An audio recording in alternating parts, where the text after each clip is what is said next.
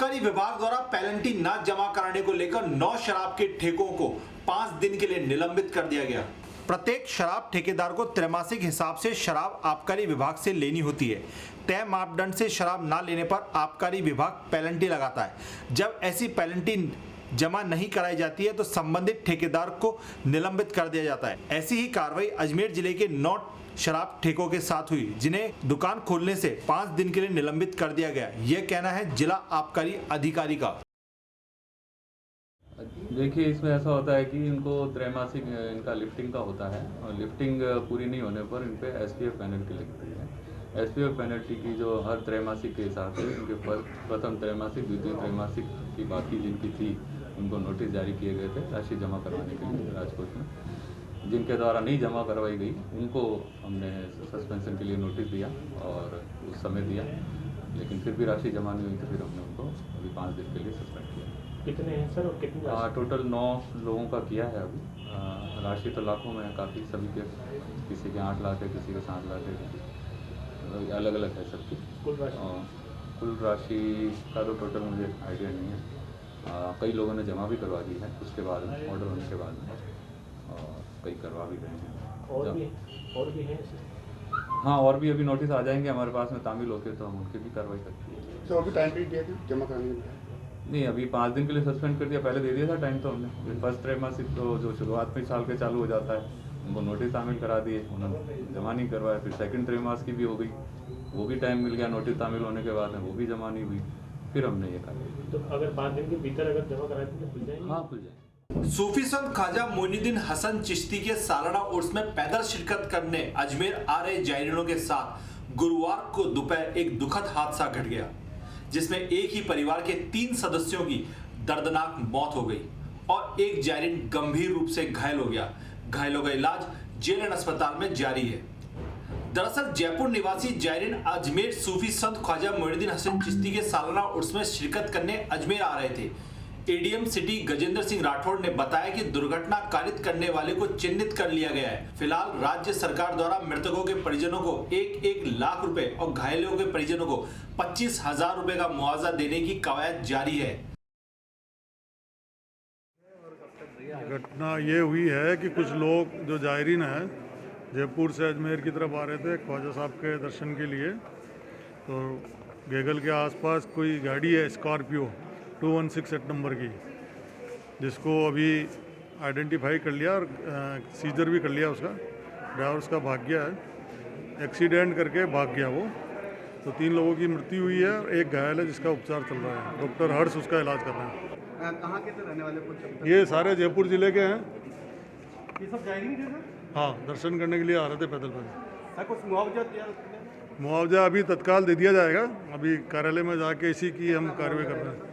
मुआवजा तो इनका हमेशा रेगुलर मुआवजा है, 1 लाख रुपए मृत व्यक्ति को परिजन को मिलते हैं और घायल को 20,000 रुपये मिलते हैं। चल रहे थे जायरीन लोग। कहाँ से आए? जयपुर से आए हम। क्या अभी किशनगढ़ से रवाना हुए थे, वहाँ से अच्छे भले चल रहे थे, तो बिल्कुल साइड में चल रहे थे, स्कॉर्पियो वाला तेजी में आया, एकदम उड़ा के चल गया। और हम तो थोड़ा आगे बैठे हुए थे, अंदर जा कर के जब भंडारा लगा हुआ एकदम से ब्रेक की आवाज़ आती है। हम सब लोग बाहर आके देखा तो ये पूनम खान, और हमें यही पता नहीं था हमारा साथ वाला भी हुआ है। कहाँ आ रहे थे ये लोग? ये अपने गगवाना के करीब में हुआ है। हम अजमेर जा रहे हैं। अजमेर कहाँ पर? बाबा के। अरे जो घायल हुए ये कौन-कौन लोग हैं, क्या नाम है इनके और कहाँ रहते हैं? एक का नाम तो मोइन है और एक का मंजर बोलते हैं वैसे प्यार से, और एक को बिल्ली खाऊ बोलते हैं प्यार से। कहाँ के हैं ये? जयपुर। 2 तो महतो के मिलने के जयपुर के, एक हसनपुरा का। खबर लिखे जाने तक पुष्कर थाना पुलिस ने आरोपी ड्राइवर को गिरफ्तार कर लिया व साथ ही उससे पूछताछ जारी है।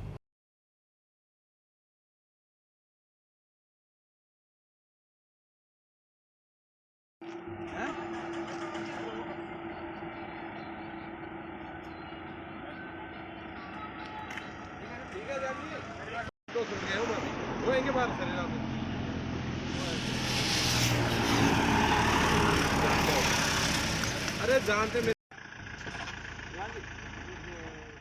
जमीनी विवाद को लेकर भूमाफियाओं के 2 गुटों में झगड़ा हो गया।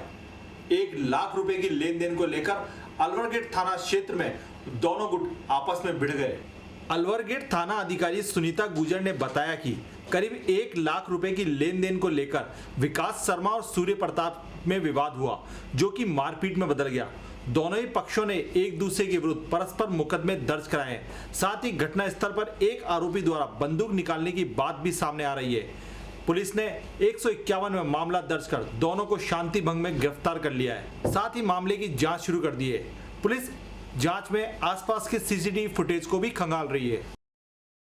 इसमें 2 व्यक्ति सूर्य प्रताप सिंह जी और विकास शर्मा, इन दोनों लोगों में आपस में कोई लेन देन को लेकर के और आपस में कोई कहासुनी होगी, कहासुनी वो बड़े स्तर पर पहुंच गई, आपस में मारपीट हुई, कुछ तोड़फोड़ भी हुई। इस बाबत दोनों लोगों ने, सूर्य प्रताप ने और विकास शर्मा ने एक दूसरे के खिलाफ क्रॉस FIR दर्ज कराई है, जिसका अनुसंधान जारी है और मौके पर दोनों को 151 में अरेस्ट करके किया है, जो आज हम पेश करेंगे। राजस्थान राज्य न्यायिक कर्मचारी संघ के अजमेर शाखा के चुनाव गुरुवार को आयोजित हुए, जिसमें अध्यक्ष पद सहित 7 पदों पर मतदान हुआ। न्यायिक कर्मचारी संघ के निर्वाचन अधिकारी विवेक पराशर ने बताया कि राजस्थान न्यायिक कर्मचारी संघ अजमेर शाखा के चुनाव गुरुवार को आयोजित किए गए, जिसमें अध्यक्ष पद पर ओम प्रकाश लाटा और संदीप माथुर में सीधा मुकाबला है। साथ ही 6 प्रांतीय प्रतिनिधियों का चयन भी इसी मतदान में होगा, जिसके लिए 11 लोग चुनावी मैदान में हैं। सभी उम्मीदवारों के प्रतिनिधि मतदान केंद्र पर उपस्थित हैं। कुल मिलाकर 502 मतदाता अपने मताधिकार का उपयोग करेंगे। संघ के सभी उपखंड स्तर पर जहां पर न्यायालय स्थित है, वहां गुरुवार को चुनाव आयोजित हुए। 6 बजे अजमेर न्यायालय परिसर में मतगणना की जाएगी, जिसके परिणाम आज ही घोषित किए जाएंगे। राजस्थान राज्य न्यायिक कर्मचारी संघ अजमेर शाखा के चुनाव चल रहे हैं, जिसमें सभी न्यायिक कर्मचारी बढ़ चढ़कर हिस्सा ले रहे हैं। सुबह से ही बूथ पर भीड़ लगी हुई है, जिसके अंदर 2 कैंडिडेट तो अध्यक्ष पद के लिए खड़े हुए हैं, जिसमें एक तो संदीप माथुर जी हैं, दूसरे अशोक ओम प्रकाश जी लाटा जी हैं, और दोनों के बीच में सीधा मुकाबला है। उसके अलावा 6 प्रांतीय प्रतिनिधि चुने जाने हैं, जिसके लिए 11 लोग खड़े हुए हैं। तो कुल मिलाकर जो है 6 तो प्रांतीय प्रतिनिधियों के लिए और एक अध्यक्ष के लिए मतदान होना है, जिसके लिए अलग अलग बैलेट पेपर बनाए गए हैं और यहाँ चुनाव पेटियाँ लगाई गई है। और उसके साथ ही जो कैंडिडेट है उनके प्रतिनिधि भी यहाँ मौके पर पूरी निगरानी रखे हुए हैं। पूरे कर्मचारियों के अंदर पूरा जोश और उत्साह है और कुल 502 मतदाता हैं जिनको मतदान का प्रयोग करना है। अजमेर के अलावा ये जो मतदान की प्रक्रिया है, किशनगढ़, ब्यावर, नसराबाद, केकड़ी, पुष्कर, पिसागन, सभी उपखंड स्तर पर जहाँ भी न्यायालय स्थापित है वहाँ पर मतदान हो रहा है। और 10 बजे से 5 बजे तक तो यहाँ मतदान होगा। और जो शाखा स्तर पर हैं, जहाँ उपखंड स्तर पर न्यायालय है, वहाँ पर 10 बजे से लेकर 3 बजे तक मतदान होगा। उसके बाद सारी मतपेटियाँ यहाँ लाई जाएगी और उसके बाद में करीब 6 बजे बाद में मतगणना प्रारंभ होगी और मतगणना होने के पश्चात परिणाम आज ही जारी कर दिए जाएंगे। अजमेर शहर जिला भाजपा द्वारा पंडित दीनदयाल उपाध्याय के बलिदान दिवस पर पुष्पांजलि सभा का आयोजन किया गया, जिसमें शहर भाजपा के सभी कार्यकर्ता मौजूद रहे। बजरंगगढ़ चौराहा स्थित दीनदयाल उपाध्याय की प्रतिमा पर जिला शहर भाजपा द्वारा पंडित दीनदयाल उपाध्याय के बलिदान दिवस पर श्रद्धांजलि सभा का आयोजन किया गया, जिसमें सभी कार्यकर्ताओं और नव निर्वाचित भाजपा पार्षद मौजूद रहे। इस अवसर पर शहर अध्यक्ष प्रियशील हाड़ा और पूर्व शहर अध्यक्ष अरविंद यादव ने पंडित दीनदयाल उपाध्याय को याद करते हुए उनके जनसंघ से भाजपा तक के सफर पर नजर डाली। साथ ही उन्होंने के दिखाए गए मार्ग पर चलने का संकल्प लिया। उनका कहना है कि भाजपा का प्रत्येक कार्यकर्ता पंडित दीनदयाल उपाध्याय के सपनों को साकार करने के लिए प्रणबद्ध है। आज हम भारतीय जनता पार्टी के नाते हमारे भारतीय जनता पार्टी के संस्थापक माननीय दीनदयाल जी उपाध्याय जी की पुण्यतिथियाँ मना रहे हैं। हमारे पंडित दीनदयाल जी ऐसा व्यक्तित्व के धनी थे जिन्होंने भारतीय जनता पार्टी को सींचा है। बिल्कुल उनने इसकी ज़मीन बिल्कुल रखी थी, नींव की ईंट है वो हमारी भारतीय जनता पार्टी के। ऐसे व्यक्तित्व के धनी का आज हम उनके मार्गदर्शन पर चलने का यहाँ संकल्प लिया है और उनको पुष्पांजलि करके उनके श्रद्धासुमन अर्पित किया। साथ ही साथ उनकी जो जीवन शैली थी और जो व्यक्तित्व था और जो उनने इस देश के लिए अपना बलिदान किया, उसको लेकर के माननीय हमारे यहाँ अरविंद जी यादव साहब हमारे पूर्व अध्यक्ष भारतीय जनता पार्टी अजमेर शहर के थे, उनका हमको मार्गदर्शन मिला है। इसके लेकर के हम यहाँ संकल्प लेकर के जा रहे हैं कि इसको हम अपनी जीवन शैली में अपनाएंगे। भारतीय जनता पार्टी का प्रत्येक सदस्य ये संकल्प लेकर के यहाँ से जा रहा है। आज भारतीय जनता पार्टी शहर जिला अजमेर ने पंडित दीनदयाल जी उपाध्याय के बलिदान दिवस के ऊपर एक श्रद्धांजलि कार्यक्रम का आयोजन किया था और आज भारतीय जनता पार्टी के सभी प्रमुख पदाधिकारी, जनप्रतिनिधि, पार्षद आदि सभी मौजूद थे और पंडित दीनदयाल जी उपाध्याय ने जिस प्रकार से राजनीतिक यात्रा शुरू की और जिस प्रकार से जनसंघ से लेकर भारतीय जनता पार्टी तक का जो सफ़र हम बात करते हैं उसमें पंडित दीनदयाल जी उपाध्याय का बहुत बड़ा योगदान था। बहुत अच्छे संगठनकर्ता थे और इस नाते हम सब ने उनको श्रद्धांजलि दी है। चलती ट्रेन में लूटपाट के आरोपी 3 पत्ती गिरोह के सरगना मोहम्मद अफसार को अपने साथी के साथ जीआरपी पुलिस द्वारा गिरफ्तार किया गया। जीआरपी के पुलिस अधीक्षक भंवर सिंह ने जानकारी देते हुए बताया कि मार्च 2020 में फरियादी लोकेश ने अपने साथ 30,000 रुपए की लूट की शिकायत दी थी। इस बाबत मुकदमा दर्ज कर मामले में जीआरपी ने तफ्तीश शुरू की। उसी के तहत 3 पत्ती गिरोह के सरगना मोहम्मद अफसार को उसके एक साथी के सहित गिरफ्तार किया गया। आरोपियों ने लोकेश से 12 के नजदीक चलती ट्रेन में चाकू की नोक पर 30,000 रुपए व सामान की लूट की थी। 3 पत्ती गिरोह ट्रेन में आम यात्रियों की तरह यात्रा करता है और 3 पत्ती खेलते हुए यात्रियों से मेल जोल बढ़ाता है। मौका पाकर लूटपाट व मारपीट करता है। गिरोह के सरगना मोहम्मद अफसार पर 14 से ज्यादा गंभीर मामलों में मुकदमे दर्ज हैं। वहीं उसके साथी बबलू पर 4 मामले दर्ज हैं। दोनों आरोपियों को गिरफ्तार कर न्यायालय के समक्ष पेश किया गया। 4 मार्च 2020 को ये ट्रेन नंबर 18573 विशाखापट्टनम से भगत की कोठी के कोच में उड़ीसा से सवाई माधोपुर के लिए एक परिवादी यात्रा कर रहा था लोकेश। यात्रा के दौरान 6/3/2020 को जब ट्रेन रेलवे स्टेशन छबड़ा पे से रवाना हुई रुककर, तो फरियादी बाथरूम गया। वहाँ पर अभियुक्त मोहम्मद आसिफ अंता जिला 12 और उसके साथी मोहम्मद अफसार, मोहम्मद इनायत व बबलू चारों ने मिलकर चाकुओं की नोक पर 30,000 रुपये लूट लिए और उसका सामान लूट लिया। 12 स्टेशन से पहले ट्रेन धीमी होने पर वो चलती ट्रेन से कूद के भाग गए। अभियुक्तगण काफ़ी दिनों से फरार थे, उनकी तलाश कराई। पूर्व में मोहम्मद आसिफ को बड़ी मुश्किल से पकड़ा, गिरफ्तार भी किया गया था। जो अभियुक्त अब शेष थे उनको आज सुबह जल्दी एक विशेष टीम बना के, जिसमें एडिशनल एसपी साहब का भी निर्देश रहा है, कल्पना सोलंकी सीओ कोटा और वहाँ एसएचओ रमेश चंद आदि काफ़ी लोगों ने मिलके ये कुख्यात जो मुलजिम थे मोहम्मद अफसार और बबलू, इनको ये 12 से अटरू 12 से इनको उठाया गया और आज कोर्ट में आज उनको गिरफ्तार किया गया है। अभियुक्त मोहम्मद अफसार के खिलाफ 14 मुकदमे दर्ज हैं, जिसमें लूट, डकैती, अटेम्प्ट टू मर्डर और आर्म्स एक्ट के बहुत सारे मुकदमे उसके खिलाफ दर्ज हैं। और जो बबलू है नंदलाल का पुत्र, उसके खिलाफ 4 प्रकरण दर्ज हैं, जिनमें लूट, डकैती, हथियार और जुआ आदि करते हैं। इनका तरीका वारदात, ये साथियों के साथ ट्रेन में सफ़र करते हैं, 3 पत्ती गैंग के रूप में चलते हैं, 3 पत्ती खेलते हैं, सर्वे करते हैं ट्रेन में और यात्रियों से मेल मिलाप करके, पूरा सर्वे करके फिर चलती ट्रेन से या तो यात्रियों को झांसे में लेते हैं या फिर अकेला देख के लूटपाट करते हैं। हथियारों के बल पर कोई विरोध करता है तो उसके साथ मारपीट भी कर डालते हैं, धमका कर पैसे और कीमती सामान छीन लेते हैं ये लोग। इस टीम ने काफ़ी अच्छा काम किया है। कुख्यात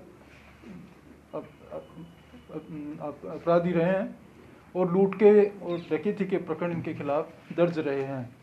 कोर्ट में इनके खिलाफ पेश करते समय सारा आपराधिक रिकॉर्ड लगा के एसएचओ को पेश करने के लिए निर्देशित किया गया है।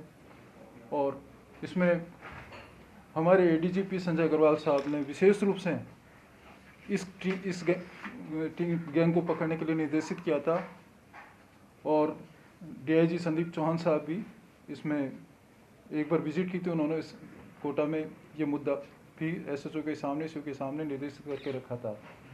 एडिशनल एसपी योगिता जी ने इसमें डे टू डे मॉनिटरिंग की है। ये बहुत दिनों से फरार चल रहे थे, कई दबिशें दी गई थी और बहुत सारी दबिशें देने के बावजूद ये पकड़ में नहीं आ रहे थे। जो विशेष रूप से टीम वहाँ कल्पना सोलंकी सीओ है, उसने काफ़ी अच्छी इसमें कार्रवाई की है और जो टीम ने कार्रवाई की है उसको प्रोसेस करने की भी कार्रवाई की जाएगी। ये हमारे उच्चाधिकारियों के निर्देश हैं। सर, इसमें कोई बरामदगी भी हुई है? अभी इनको गिरफ्तार किया है गिरफ्तार करके पूछताछ कर रहे हैं, इंट्रोगेशन कर रहे हैं कि और भी कोई वारदातें खुल जाए। हमारे जो 5-6 DRM ऑफिस में आगरा, जबलपुर, रतलाम और यहाँ उन सबको सूचित किया गया है, RPF को सूचित किया गया है। सारी जो GRP थाने हैं सब जगह हमने आज मैसेज डाल दिया, दिल्ली वगैरह, गुजरात, MP स्टेट में सब जगह मैसेज डाला है, तो वहाँ की टीमें भी इनसे पूछताछ करेगी। शहर के पट्टी कटला इलाके में वृद्धाश्रम के नाम पर अवैध होटल संचालन का मामला सामने आया है।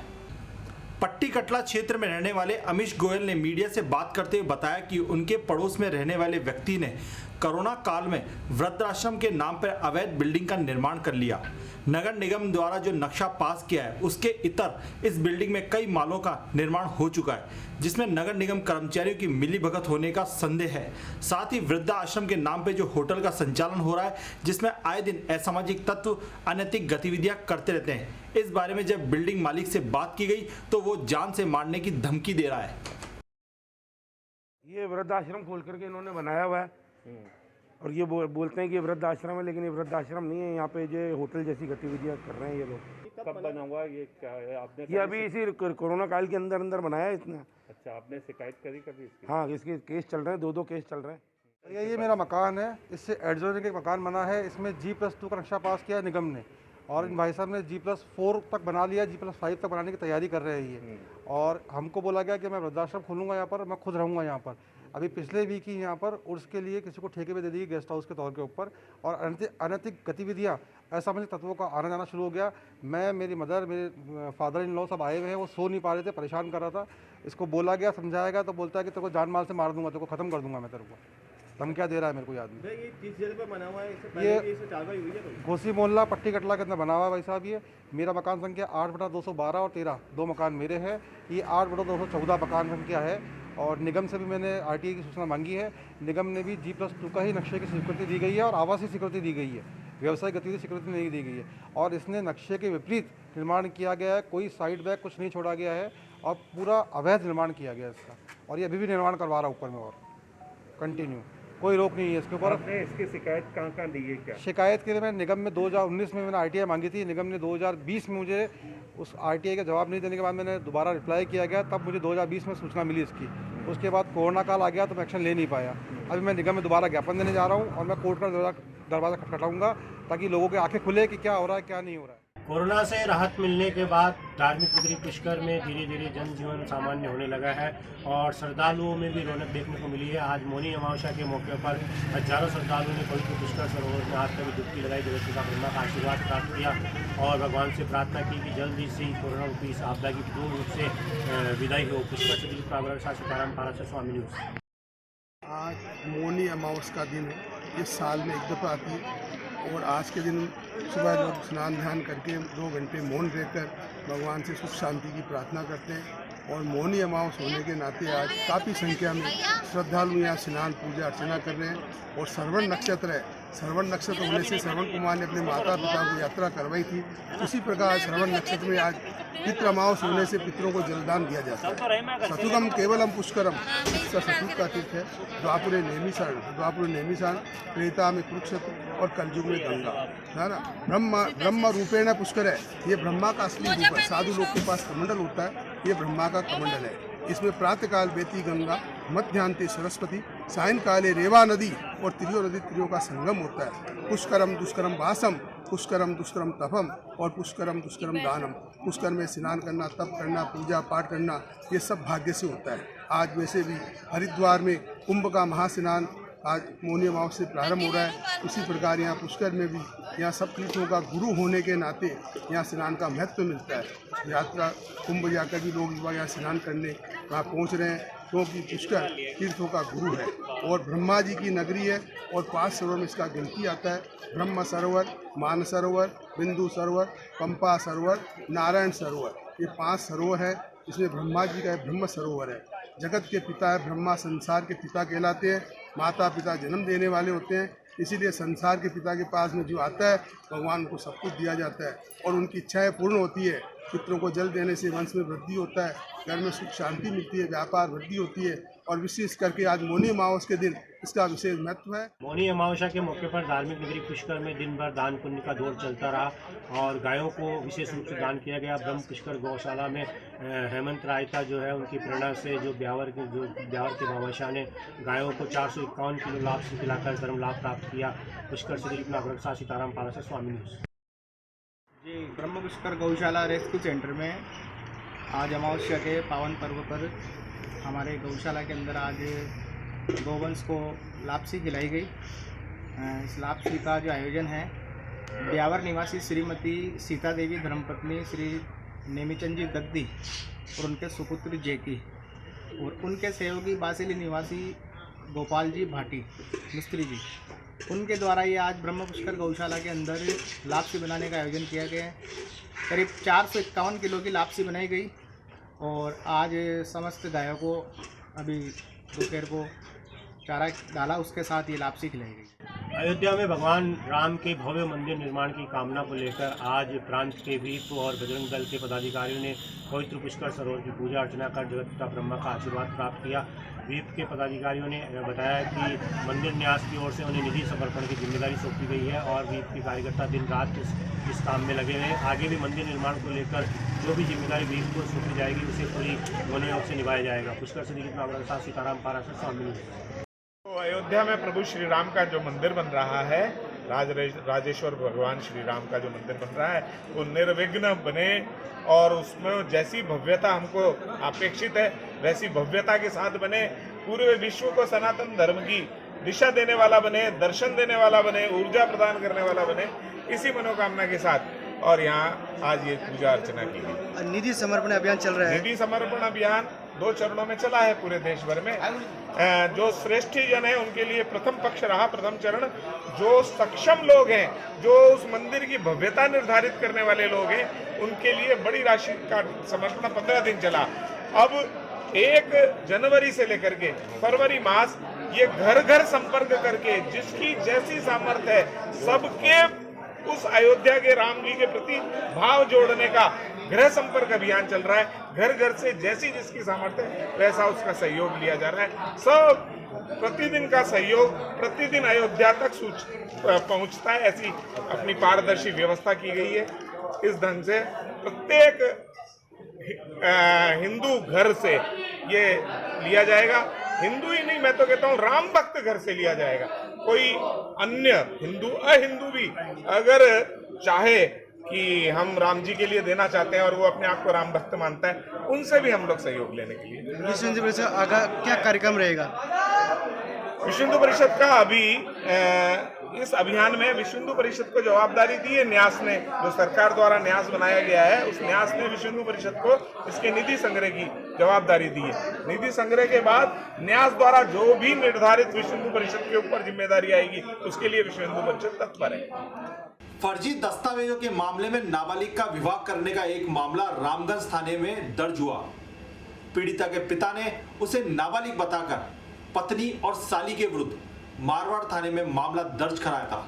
रामगंज थाना पुलिस ने बताया कि मारवाड़ पाली के रहने वाले हीरालाल ने लगभग 2 वर्ष पूर्व अपनी पत्नी और साली के खिलाफ मुकदमा दर्ज कराया था कि उन्होंने नाबालिग बेटी के अवैध दस्तावेज के माध्यम से विवाह कर दिया, जिस बाबत मारवाड़ थाने में मामला दर्ज हुआ, जो अब रामगंज थाने में जांच के लिए भेजा गया है, क्योंकि पीड़िता और उसकी मां विवाह के समय रामगंज थाना क्षेत्र के चंदवरदा इलाके में रहा करती थी। हीरालाल नाम का एक व्यक्ति जो कि मारवाड़ जंक्शन पाली का रहने वाला है, उसने अपनी पत्नी साले वगैरह के खिलाफ मारवाड़ जंक्शन में पूर्व में एक मुकदमा दर्ज करवाया था कि उन्होंने उसकी नाबालिग बेटी का विवाह अवैध दस्तावेज बनाकर कर दिया है। इस संबंध में मारवाड़ जंक्शन थाने में पूर्व में तफ्तीश हुई थी और उन्होंने इलाका गैर में एफआर देकर न्यायालय में पत्रावली पेश कर दी थी। न्यायालय से एसपी साहब पाली के मार्फत एसपी साहब अजमेर को वो पत्रावली प्राप्त हुई है, जिस पर अब प्रकरण दर्ज कर अनुसंधान किया जा रहा है। इस संबंध में बयान लेकर दस्तावेज लेकर उचित कार्रवाई की जाएगी। जिस प्रकार का भी अपराध बनना पाया जाएगा उस पर कार्रवाई होगी। इन धाराओं में मुकदमा दर्ज हुआ है। अभी इसमें 467, 68, 71 वगैरह फर्जी दस्तावेज बनाकर नाबालिग का विवाह करने के आधार पर ही धाराएं लगाकर प्रकरण दर्ज किया गया। अनुसंधान से जैसा भी होगा वैसी कार्रवाई। मामला कब का है? ये मामला 2-3 वर्ष पूर्व का है। सरपंच संघ द्वारा अपनी 20 सूत्रीय मांगों को लेकर गुरुवार को जिला कलेक्टर को ज्ञापन सौंपा गया। साथ ही सरपंच संघ का कहना है कि उनकी मांगों को लेकर वो राहुल गांधी को भी ज्ञापन सौंपेंगे। सरपंच संघ अध्यक्ष शक्ति सिंह रावत ने बताया कि लगभग 2 साल से नरेगा का भुगतान नहीं मिला है। साथ ही पीडी खाते जो सरकार द्वारा बंद करे जाने की मांग की गई थी वो अभी तक बंद नहीं किए गए। पंचायती राज के 29 करोड़ रुपए खाते में डाले जाने हैं जो नहीं डाले गए। इसी को लेकर आज मुख्यमंत्री के नाम जिला कलेक्टर को ज्ञापन सौंपा गया, जिसमें निवेदन किया गया कि इन सभी मांगों पर 7 दिवस में निर्णय लिया जाए, अन्यथा सरपंच संघ चरणबद्ध तरीके से आंदोलन करेगा, जिसमें 13 तारीख को रूपनगढ़ आ रहे राहुल गांधी को सरपंच संघ द्वारा ज्ञापन दिया जाएगा। साथ ही 25 तारीख को सरपंच संघ और ग्राम विकास अधिकारी अनिश्चितकालीन हड़ताल करेंगे। सरपंच संघ की 20 सूत्रीय मांगों को लेकर आज जिला कलेक्टर महोदय को ज्ञापन दिया। राज्य सरकार द्वारा पीडी खाते बंद करने के घोषणा की थी, आज तक पीडी खाते बंद करने का आदेश जारी नहीं हुए। हमारे पंचायत राज के वित्तीय आयोग के पैसे 29 करोड़ रुपए राज्य सरकार अभी पंचायत राज के खातों में नहीं डालें, वो अति शीघ्र 7 दिवस में डालें। नरेगा का भुगतान जो 1 साल से पेंडिंग पड़ा है 2 साल से वो भी जारी किया जावे।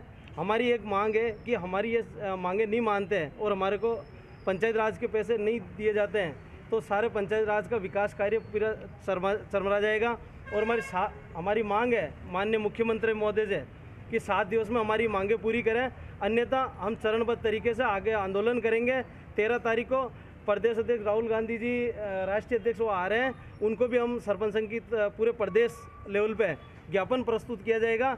और 25 तारीख को हम अनिश्चितकालीन हड़ताल करेंगे, विधानसभा जाएंगे और वह अनिश्चितकालीन हड़ताल पे बैठेंगे। सरपंच और ग्राम विकास अधिकारी दोनों सामूहिक रूप से हड़ताल पे जाएंगे। इस बार शराब ठेकों की ई नीलामी होगी, उसके लिए 12 फरवरी से रजिस्ट्रेशन शुरू होगा। आबकारी विभाग ने अंग्रेजी व देशी शराब की दुकानों को कंपोस्ट कर दिया है। आबकारी विभाग द्वारा जानकारी दी गई कि आवेदन की प्रक्रिया 12 फरवरी 2021 को 11 बजे शुरू होगी। उसके साथ पंजीयन भी आरंभ हो जाएगा। नीलामी 1 कार्य दिवस में न्यूनतम 5 घंटे की होगी, जिसके लिए आवेदक किसी भी ई मित्र से आवेदन कर सकता है। आवेदन की विज्ञप्ति विभाग द्वारा जारी की जा चुकी है। इस बाबत गुरुवार को जानकारी देने के लिए विभाग द्वारा शराब ठेकेदारों और दुकानदारों की एक अहम बैठक ली गई। ये आज जो मीटिंग हमने सभी जो आबकारी जो नई नीति लागू हुई है 21-22 वाली आबकारी नीति, उसके जानकारी देने के लिए लोगों को उसका बताने के लिए भी किस प्रक्रिया से उनको रजिस्ट्रेशन करना है, किस तरह से वो बिड लगा सकते हैं, क्योंकि ये भी सारा ऑनलाइन हो गया है। इसमें ई बिड वाली जो प्रक्रिया वो लागू होगी तो उनको जानकारी देना आवश्यक था, इसलिए स्टेक होल्डर जितने भी हैं उनको सभी को बुलाया गया था, उनको जानकारी दी गई। इसमें हम लोग आगे भी जैसे सर्कल इंस्पेक्टर वाला जो एरिया है उन सर्कल में भी वो लोग मीटिंग ले रहे हैं, वहाँ भी जानकारी दे रहे हैं। आज भी कई जगह मीटिंग हुई है। साथ ही जो ई मित्र वगैरह हैं उनको भी हम कल वीसी के माध्यम से इसकी जानकारी देंगे और जो साइबर कैफ़े वगैरह हैं उनको भी उसमें आमंत्रित करेंगे, वहाँ भी लोग जाके अपना रजिस्ट्रेशन करवा सकते हैं, ई मित्र के माध्यम से भी करवा सकते हैं, तो जानकारी उनको भी दी।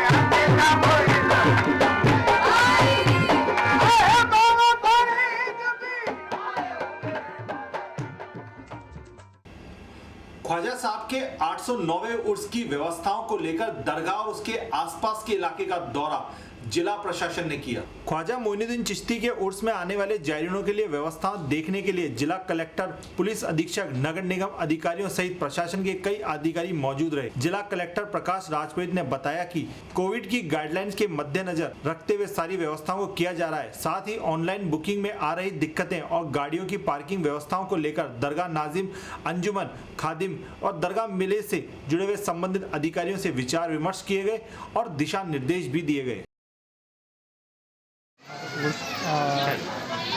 का जो यहाँ पे रहेगा जो उसके लिए आज हमने एसपी साहब, मैंने, निगम के अधिकारी, एडीएम सिटी सभी लोगों ने जायजा लिया और आगे लेंगे भी चले कि किस तरह से प्रशासन, पुलिस की, निगम की सारी व्यवस्था रहेगी। और साथ के साथ इस बार थोड़ा अलग है, कोविड के लिए थोड़ी डायरेक्शंस अलग आई हैं, उसकी भी कैसे पालना हो सकती है वो सब हम जायजा ले रहे हैं। और चर्चा उसमें ऑनलाइन जो नहीं करा रहे हैं उनका रजिस्ट्रेशन तो कंपल्सरी है और यहाँ पर भी रजिस्ट्रेशन कराना होगा जो यहाँ पर कायड में जनरली कायड में पार्किंग का पूरा अरेंजमेंट किया। हकीम अजमल खां की यौम पैदाइश पर विश्व यूनानी चिकित्सा दिवस मनाया गया।